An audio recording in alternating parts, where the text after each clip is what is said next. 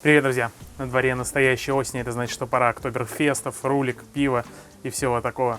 Сегодня мы приготовим замечательную рульку в большом количестве лука. И это не просто рецепт приготовления рульки, а это именно тот самый рецепт, про который меня многие спрашивают. Ну как спрашивают? Каждый раз, когда я готовлю рульку, мы готовим какой-то наваристый, насыщенный бульон, но он обычно очень сильно пересолен и так далее, и люди спрашивают, а что с ним делать? Блин, жалко, столько там 5 литров бульона получилось, там лук и морковь и темное пиво. Обычно с таким бульоном уже практически ничего не сделать, потому что он концентрированный, насыщенный, чуть горьковатый от пива, ну то есть ни в суп, ни на соус он особо прям хорошо не пойдет. А сегодня мы приготовим рульку, от которой и бульон можно будет использовать как отдельный соус или кое-что другое, что я покажу в конце. Первым делом нам нужно порезать лук. На 3 хорошие рульки мне потребуется 2-2,5 килограмма репчатого лука. А я хочу вас попросить не забыть подписаться на канал, нажать колокольчик и оставить комментарий. Вы очень поддерживаете наш канал своими действиями. Лук мы нарезаем полукольцами.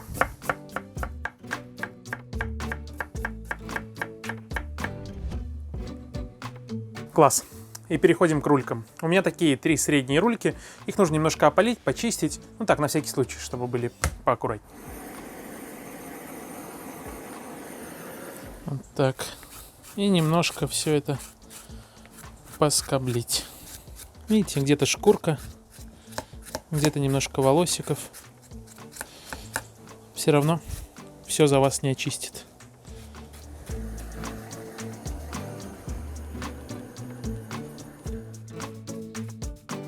И отправляемся разжигать огонь под казаном.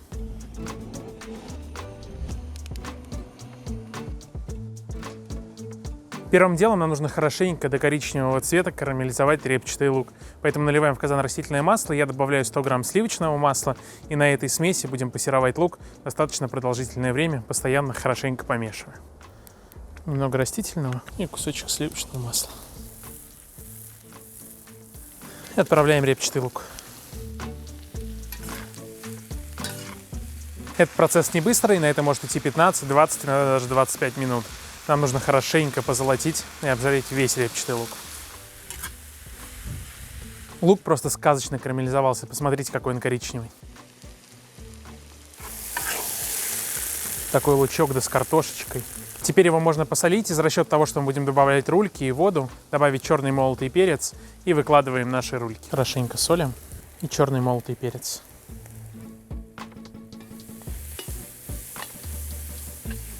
Выкладываем рульки.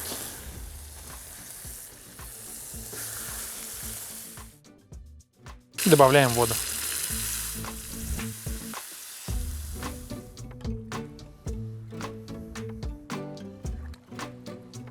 В этом ароматном луковом бульоне оставляем томиться рульки на среднем огне под закрытой крышкой примерно на 2 часа, может быть 2,5. Рульки должны стать очень мягкие. После этого продолжим приготовление. А пока наша рулька варится, мы подготовим соус для обмазки для будущего запекания рульки, потому что на одной варке ничего не остановится. Для того, чтобы была красивая, вкусная, аппетитная корочка, нам нужно будет ее еще и запечь. А для того, чтобы ее красиво запечь, нужна глазировка. Смешиваем сметану, немного оливкового масла, соевый соус, он как усилитель вкуса и красивый цвет. 2 чайные ложки горчицы с горкой. Еще немного соли, потому что от соевого соуса будет недостаточно. И чеснок. Много чеснока. Ну и, конечно, чтобы это все превратилось в однородную эмульсию, используем окружной блендер. Немножко пожужжать.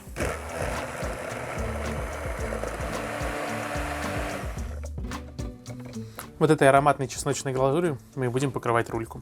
Также мне понадобится багет и тертый сыр. Это уже скорее в качестве гарнира.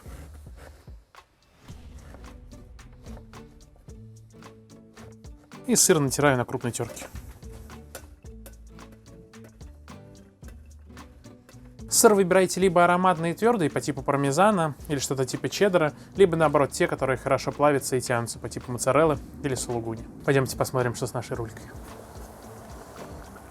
Посмотрите, за счет лука она уже коричневеет. Выглядит очень красиво. Пускай томится дальше. Ждем. Ну что, друзья, наши рульки полностью приготовились. Посмотрите, какие красивые.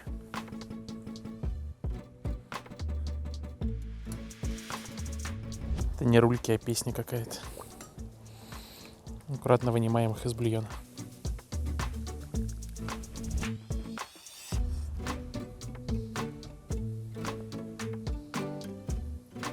Ну и как я и говорил, тот наваристый бульон с луком, в котором варилась наша рулька, мы также будем использовать. А использовать мы его будем по принципу французского лукового супа. То есть сейчас мы его переложим в горшочки и будем запекать с гренками и сыром.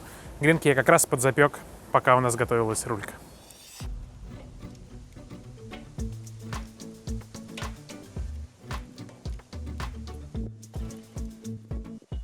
Шумовкой очень удобно перекладываем самую густую часть.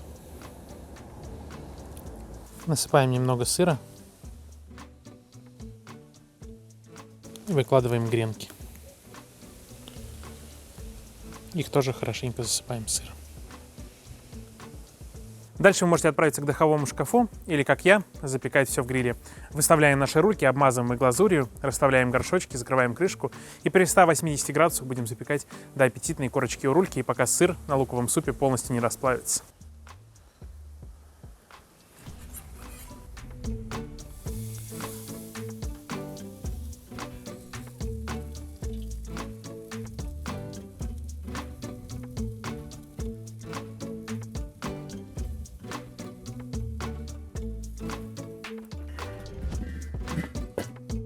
В процессе запекания рульку еще пару раз можно смазать соусом.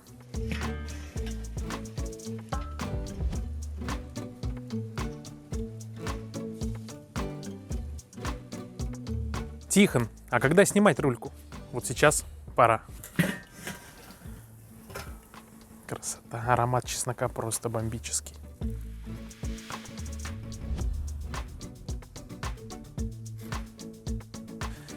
Ох, красота. Ну, конечно, под такое дело нужно пиво.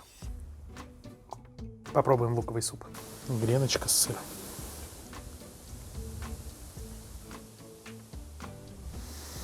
Лук настолько растомился, что практически как пюре.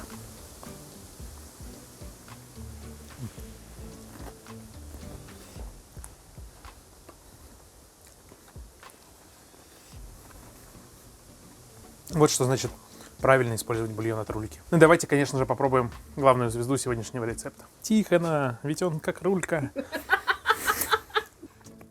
Она настолько нежная, что фактически разваливается.